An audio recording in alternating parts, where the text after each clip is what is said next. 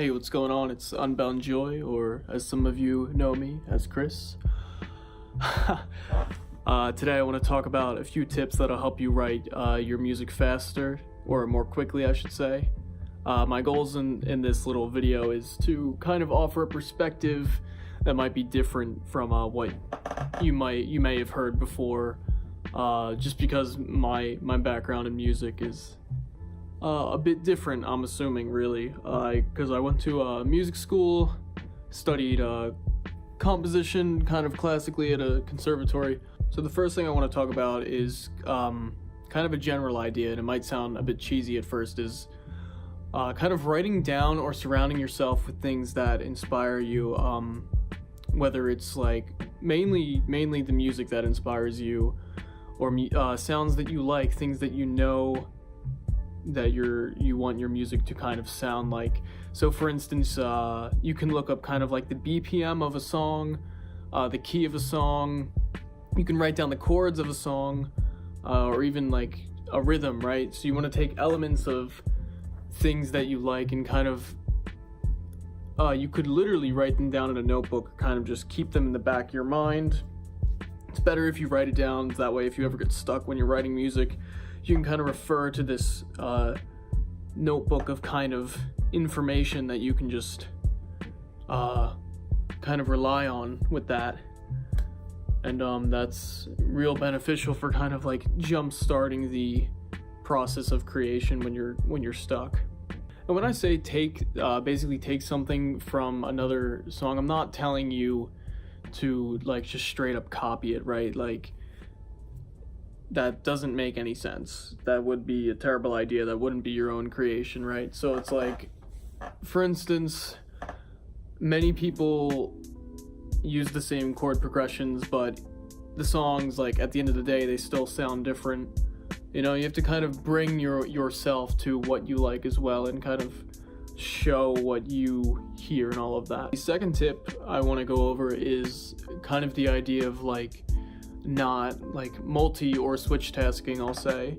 A lot of times if you're producing the music like in a program like Logic or Pro Tools, you'll kind of get that urge to kind of start like the mixing process before you're done even laying out the whole song and every element, you know.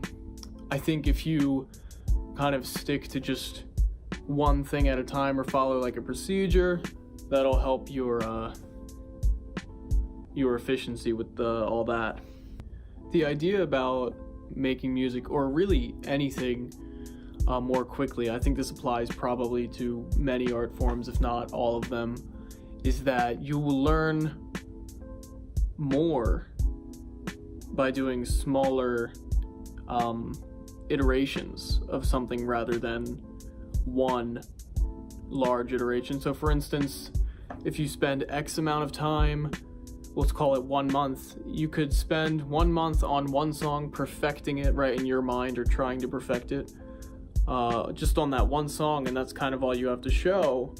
Or you could work on 5 songs within a month, and they might not be, you know, perfect, but I guarantee you will have learned more from working on those 5 songs than just that one song. You know, on top of that, a lot of social media is kind of really saturated right now with people just with all of their content creation. You know, it's really oversaturated with basically advertisements, sponsorships, all that stuff. And you know, that has its place and everything, but if you are a small business or an artist, that makes it a little more difficult for you, and the pressure's really on to be consistent with what you're making. So by making music faster, you know, you can kind of keep up in that little rat race, unfortunately.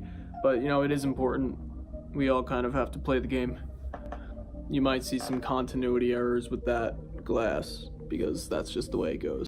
Next tip, another pretty simple one, but you know, it works. Learn your hotkeys in whatever like digital audio workstation you're using, you know, or learn anything that like allows you to literally do the job faster. If you're stuck, like, know the technology, know the instrument, right? You know what I mean? Like, for instance, if you're trying to do something like, oh, I want to record this guitar lick that I wrote, right? Like, you want to be able to record it 3 times and be done, rather than like recording it 8 times with failure, you know? So really, that's not really a hotkeys thing, but like that's kind of the equivalent to learning your hotkeys, kind of understanding your software, or your tools rather, I should say. So invest some time in really learning your tools and really learning your stuff. It'll pay off in the end. But I think it's really easy to kind of get lost in the pressure of basically trying to make everything perfect. You know, every release, every song is supposed to be perfect, right? But you know, when you are kind of stuck in that mindset, you're inhibiting yourself from really progressing and learning as an artist. You know, you can't be afraid to put yourself out there and, you know, basically look imperfect for people. You know, that's kind of the beauty of so much art, is humans being imperfect but trying so hard to be perfect. You know, I think we really get a nice sense of that, and there's a lot of beauty within that. But you know, if you're too long stuck on like the super minuscule details that like really only you are going to notice, and it's like inhibiting you from dropping that track, I guarantee you it's not going to matter that much. You should just really, you know, be consistent, like release the stuff. Don't worry about your image too much, I would say, especially if you're just starting out.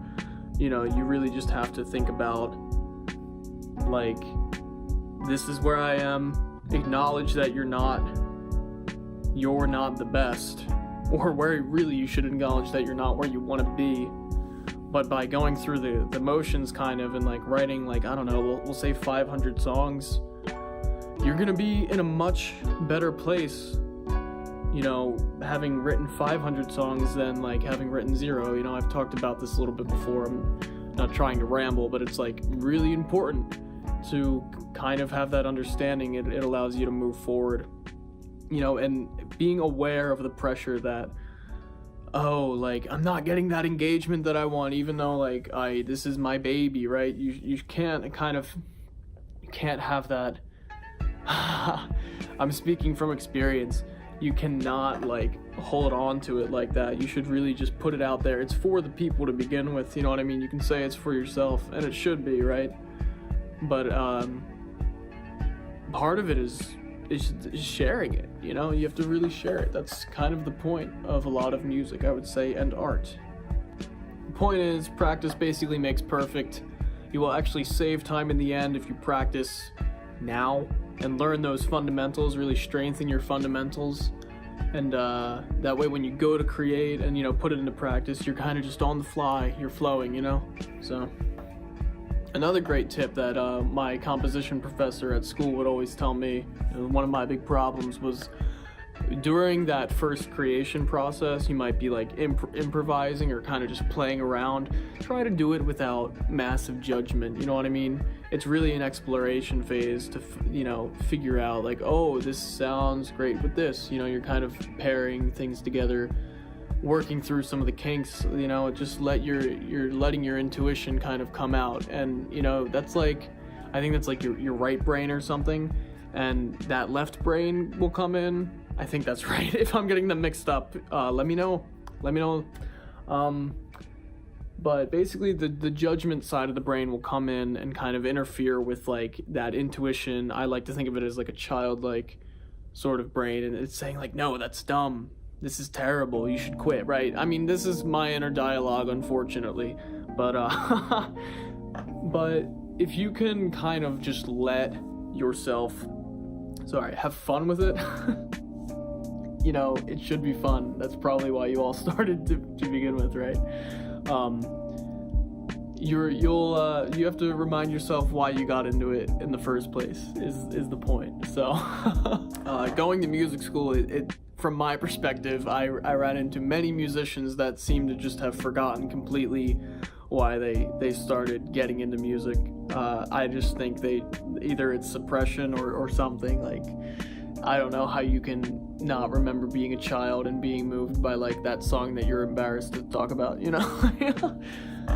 It's just my opinion, I guess. Point is, you don't want to forget, you know, and you don't want to be ashamed of what you kind of started with, you know. Really embrace that. You don't have to be drowning in your influences necessarily, but, you know, explore it and kind of be honest with yourself about where you are. In a way, you have to really build a relationship with yourself to kind of trust yourself and trust your judgment, you know, and that intuition, you know. You can't really be like looking to others for validation all the time. Most people are not going to be really like, you're really asking them a great favor to listen to your music through that lens, basically, or through that filter, I should say, maybe. That is like, it's essentially labor, you know, like you're asking for consulting. And maybe you have great friends who are great and talented that will do that for you, but, you know, I have great talented friends, not to like hate my friends or anything, but, you know, they're just people, and I don't expect them to like listen to my music, and I don't expect them to listen to my music and really give me, like, they're not my agent, you know what I mean, or they're not my you kind of have to be an advocate for yourself if you want to really improve, and there's a time and a place when you have to wear all the hats, right? But you, like I was saying before, you can't do it all at the same time. Don't switch in between. There's a time and place for each step, basically. By all means, judge the work, judge the shit out of your own work, you know, but like, don't do it when you haven't even like finished creating it yet. Now, you can ask people for feedback, you know what I mean? You can ask your friends for feedback, but like, always take it with a grain of salt, you know? At the end of the day, you are the genius. Last tip, this one might be a bit, this one's more with relating to production. So for people, you know, whatever, if you're not a producer, this doesn't necessarily apply to you. But I mean, the premise is basically still the same. You want to basically consider investing in things that will save you time. For instance, there's a few things from like iZotope, a few plugins like Nectar or like Ozone 8 that'll save you a lot of time with mixing and mastering, and, you know, they might not be perfect, but there's reality is so much of the music that we love is not mixed or mastered perfectly, and, you know, there's so much charm to that still, you know. There's I know it's a science, but I think there's definitely some room for artistry within that, you know. A big Brian Wilson fan, so. But yeah, so basically the idea is investing in some things that will save you time, you know. It's like, oh, my time is worth more than X amount of dollars per hour, you know. It's like, well, if you're spending 30 hours on something, you know, do the math, figure out if the investment, you know, how much time it's gonna save you, you know. Like, you don't have to just offload as much work as possible onto the robots, you know. Don't fucking just offload as much work as possible so you can have time to use your brain for the important things, you know, or just spend your time on the things that you can't offload and maybe you struggle with a bit more, right? Alright, that's it for that for now, I guess. If you're watching this on Facebook, give me a wow react, because that's just what I need. If you're watching this on YouTube, consider liking the video, please. Consider subscribing. I'll give you all the links to my socials in the description. Thank you. Take care.